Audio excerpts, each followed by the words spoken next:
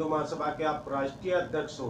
हम बात करते हैं जिस तरह आज जो चर्चा चल रही खिलाड़ियों की, दिल्ली के जंतर मंतर पर 10 दिन से है। पहले उनकी एफआईआर नहीं हो रही थी, कोर्ट के दखल के बाद एफआईआर तो हो गई, मगर जिस तरह जो खिलाड़ी आरोप लगा रहे जिस नेता पे, उस पे अभी तक कार्रवाई नहीं हुई। तो आप क्या कहना चाहेंगे, क्या संदेश देना चाहेंगे सरकार को या खिलाड़ियों को? देखिए, सबसे पहली बात तो जब ये खिलाड़ी धरना के लिए बैठे तो ये हमारे लिए बड़ी ही शर्मनाक बात है कि हमारे खिलाड़ी जो अंतर्राष्ट्रीय स्पर्धाओं में जीत कर आते हैं और देश का नाम रोशन करते हैं और उनको धरना पर मजबूर होना पड़े, तो ये बहुत ही दुखद है। ये स्थिति नहीं आनी चाहिए।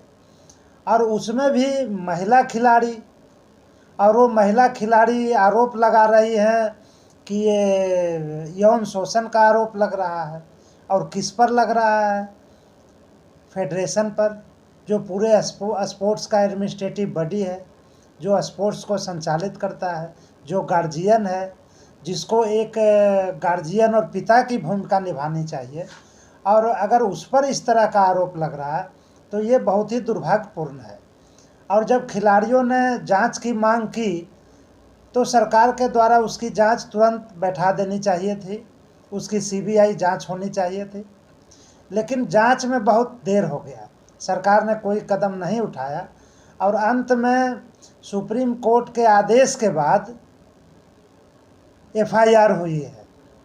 तो मैं तो ये कहूँगा कि सरकार इसकी निष्पक्ष जांच कराए और सीबीआई से इसकी जांच होनी चाहिए। और जो दोषी है उस पर कड़ी से कड़ी कार्रवाई होनी चाहिए, उसको फांसी पर लटकाया जाना चाहिए। क्योंकि खिलाड़ियों के साथ अगर ये इस तरह का दुर्व्यवहार हो, अगर उसका यौन शोषण हो, तो ये डूब मरने वाली स्थिति है, ये नहीं होना चाहिए।